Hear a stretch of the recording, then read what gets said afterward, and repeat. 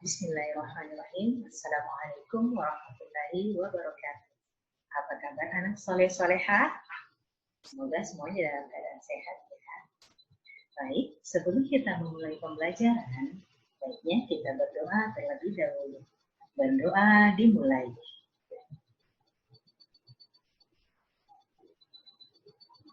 Amin ya rabbal alamin.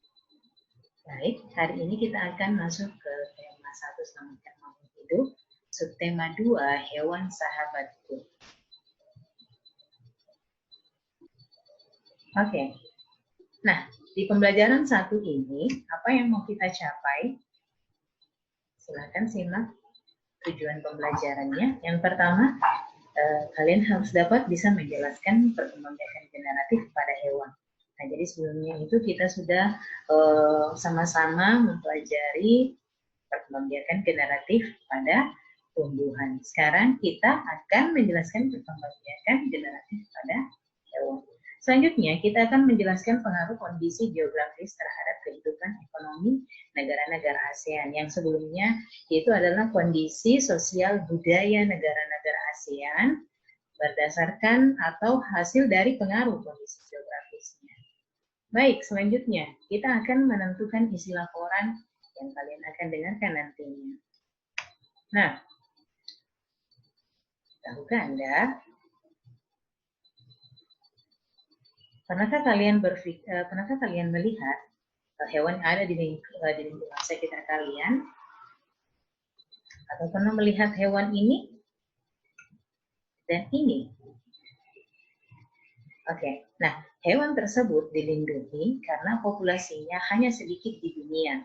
Tidak seperti hewan lain, tingkat perkembangbiakan hewan-hewan tersebut sangat rendah. Artinya apa? Waktu perkembangbiakannya membutuhkan waktu lama dan keturunan yang dihasilkan sedikit. Bisa dipahami? Baik, kita lanjut. Ada yang tahu orang hutan dan panda berkembang biak dengan cara apa? Ayo anak soleh-soleha. Ada yang tahu?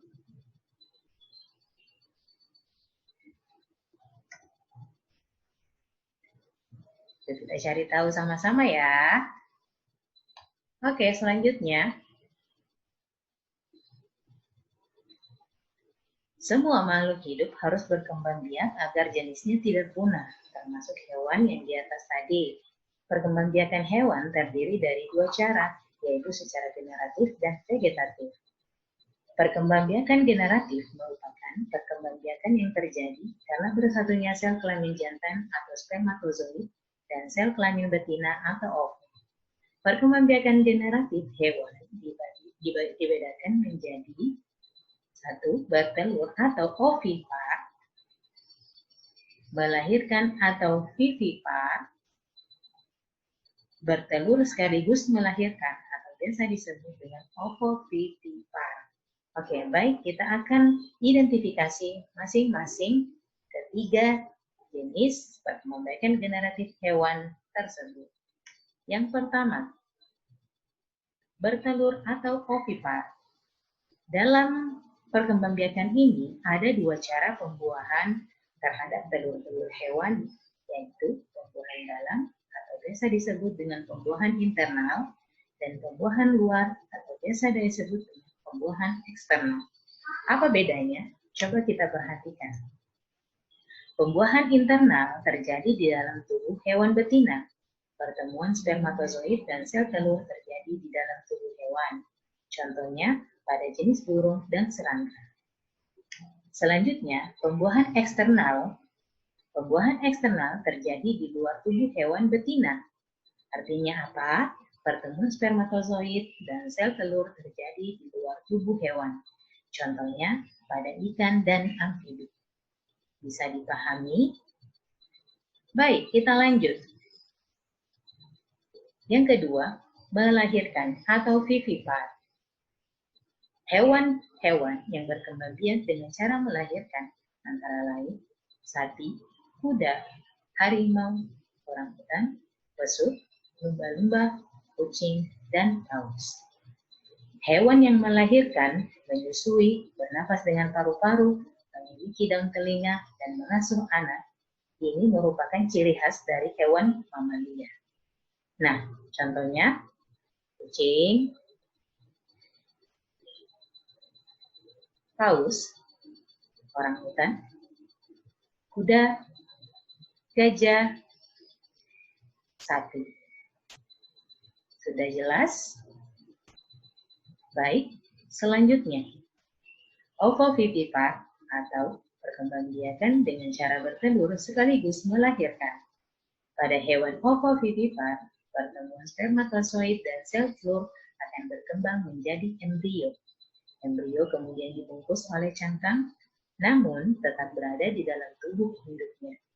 Embrio tidak mendapatkan makanan dari induknya, melainkan dari cadangan makanan di dalam telur. Setelah embrio berkembang sempurna, telur menetas di dalam tubuh induk betina, bayi hewan tersebut kemudian keluar dari tubuh induk betina. Nah, hewan yang melakukan sekaligus dua perkembangbiakan ini disebut apa? Yang mana ya? Nah, ini ada yang tahu gambar apa? Yes, betul. Ini adalah ikan pari. Selanjutnya, ini adalah hiu macan. Nah, ini adalah bagian dari salah satu jenis ular. Baik, selanjutnya kita akan membahas kondisi geografis terhadap kehidupan ekonomi negara-negara ASEAN. Dari beberapa negara ASEAN, ada beberapa hewan yang dijadikan sebagai ikon. Contohnya Thailand, hewan yang dijadikan ikonnya itu adalah gajah. Singapura, ikonnya adalah singa. Dan hewan-hewan lain yang dijadikan sebagai ikon terhadap negara-negara yang ada di Asia Tenggara. Baik, setelah kita mengidentifikasi kondisi geografis terhadap kehidupan sosial budaya, kita akan mengidentifikasi lagi kondisi geografisnya terhadap kehidupan ekonominya ya. Baik, yang pertama kita akan melihat kondisi ekonomi negara Indonesia. Ternyata negara Indonesia kondisi geografisnya yang berupa kepulauan ini dengan iklim tropis. Nah, dari mana saja ekonomi Indonesia bisa berkembang? Yaitu dari hasil pertanian, pertambangan, dan pariwisata. Bagaimana dengan Malaysia yang kondisinya beriklim tropis? Apakah sama dengan Indonesia? Tentunya tidak ya, meskipun ada yang sama, tetapi ternyata Malaysia merupakan penghasil karet terbesar di dunia. Nah, Malaysia juga berkembang perekonomiannya dari bidang perdagangan dan industri. Itulah bedanya Indonesia dan Malaysia. Selanjutnya, bagaimana dengan negara Brunei Darussalam dan Singapura? Nah, Brunei Darussalam yang kondisi geografisnya dataran rendah yang berawan dengan iklim tropis dan curah hujan yang tinggi bisa menghasilkan atau meningkatkan perekonomiannya dari hasil ekspor bumi dan gas alam. Nah, ini sebagian besar pekerjanya bekerja pada sektor pertambangan. Kita intip Singapura. Kondisi geografis Singapura seperti apa ya? Ternyata sebagian besar daerahnya berupa perkotaan dan sebagiannya lagi berupa dataran rendah. Kondisi ekonominya itu banyak mengekspor hasil industri, jasa perbankan, dan perdagangan yang merupakan sumber pendapatan utama Singapura. Baik, kita lanjut. Bagaimana kondisi geografis terhadap kehidupan ekonomi negara di Thailand dan Filipina. Wilayah Thailand yang terdiri dari daerah pegunungan, dataran tinggi, dan dataran rendah, kondisi perekonomian meningkat dari hasil pertanian, pertambangan, dan pariwisata. Nah, ini sama dengan Indonesia. Bedanya, kalau di Indonesia, banyak hasil pertaniannya bukan hanya berupa beras, tetapi ada karet, kemudian kopi, dan kakao. Filipina, negara kepulauan yang banyak memiliki pegunungan. kondisi perekonomiannya meningkat dari hasil pertanian dan pertambangan. Baik, bagaimana dengan Kamboja? Kamboja ini di bagian tengah terdapat dataran besar Tonle Sap. Bagian tepinya dikelilingi oleh pegunungan. Itulah kondisi geografis negara Kamboja. Nah, bagaimana dengan perekonomiannya? Ternyata Kamboja perekonomiannya bisa meningkat dari hasil pertanian dan perikanan. Berbeda dengan Laos yang hasil perekonomiannya utama berasal dari padi dan jagung.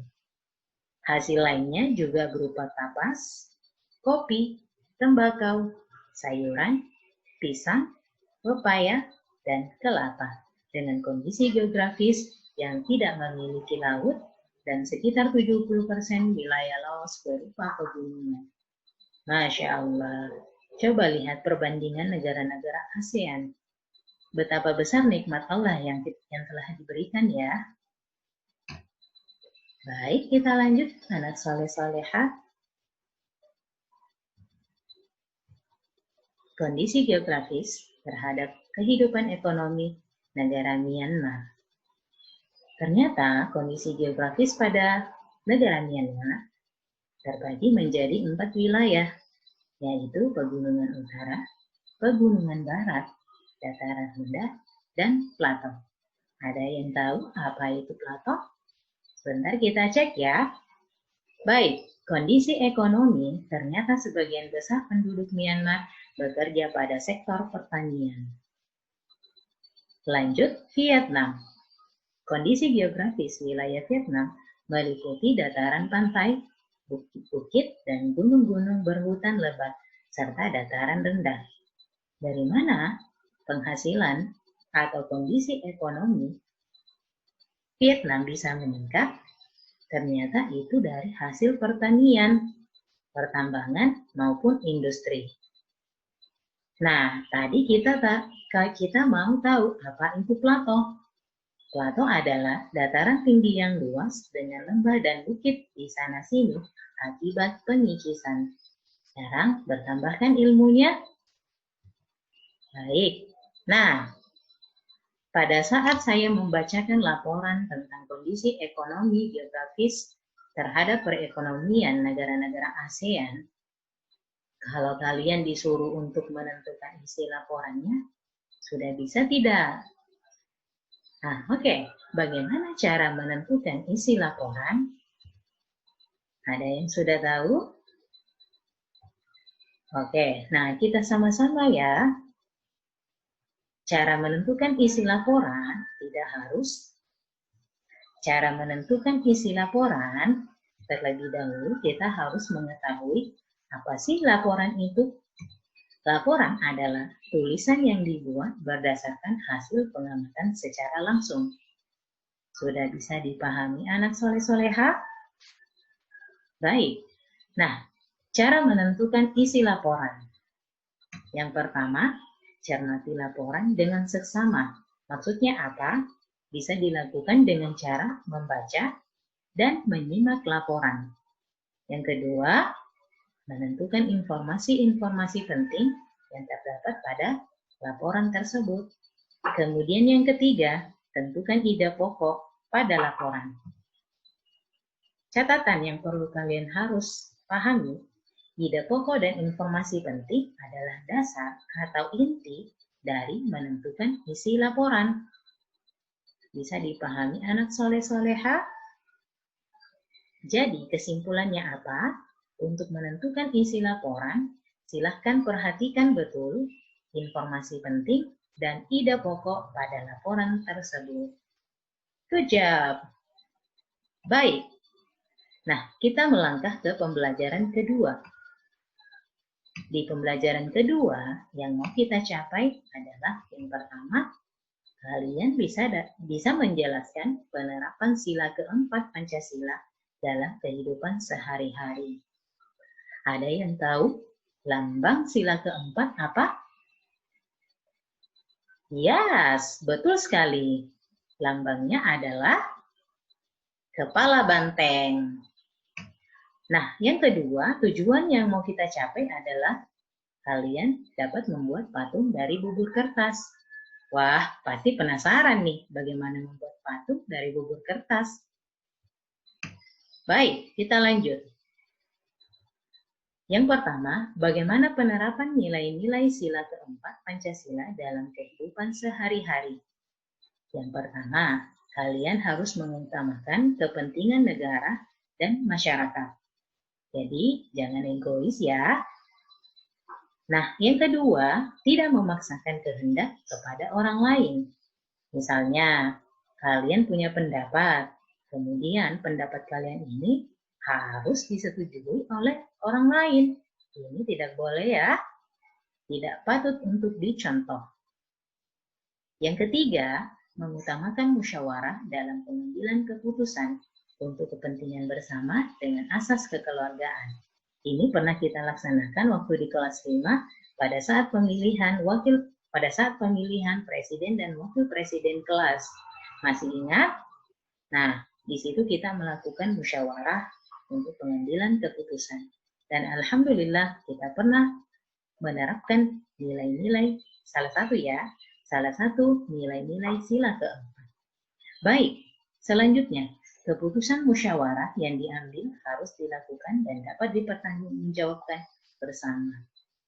Baik, tadi ada yang penasaran, bagaimana sih cara membuat patung dari kertas koran? Nah, sebelum membuat, harus menyiapkan terlebih dahulu kertas koran, gunting, air, baskom, tepung kanji, dan cetakan berbentuk hewan. Langkah kegiatannya, yang pertama, sobek-sobeklah kertas koran, lalu rendamlah sobekan tersebut di dalam air sampai lunak. Semakin lama direndam, koran akan semakin lunak. Kamu dapat merendam koran sehari sebelumnya. Langkah kedua, aduk dan remas-remas rendaman koran sampai menjadi bubur. Langkah ketiga, buatlah lem dengan cara merebus tepung kanji dengan air. Aduk terus hingga rata. Jangan lupa campurkan bubur koran dan lem kanji dengan perbandingan 1:1 ke dalam baskom. Setelah itu, aduk hingga rata.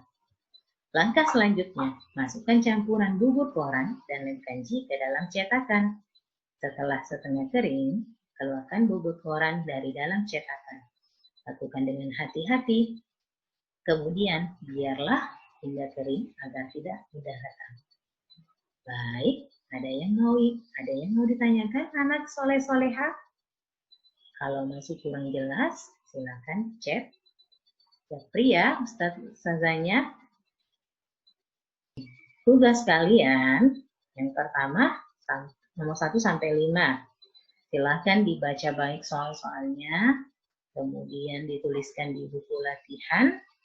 Seperti biasa, foto, kemudian kirimkan ke Ustazah. Syukran katsiran. Assalamualaikum warahmatullahi wabarakatuh.